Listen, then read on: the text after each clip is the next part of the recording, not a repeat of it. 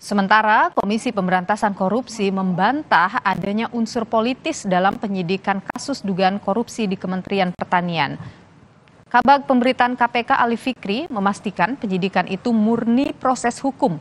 KPK menyebut jelang tahun politik 2024 semua yang dikerjakan selalu dikaitkan dengan proses politik yang sedang berjalan.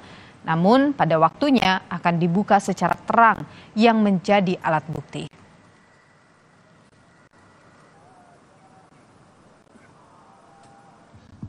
Sekaligus tadi menjawab bahwa apakah ini ada kaitannya dengan unsur politis.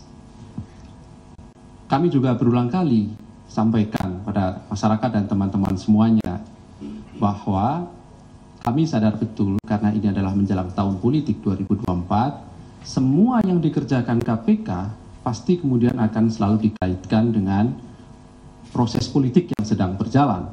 Tapi kami ingin tegaskan, dan pada waktunya akan dibuka secara terang, ya, apa yang menjadi alat buktinya, perbuatannya seperti apa, begitu ya, di hadapan majelis hakim tentunya nanti ketika proses penyidikan ini cukup, dilakukan penahanan, dilimpahkan pada proses penuntutan, dan disidangkan pada pengadilan tindak pidana korupsi.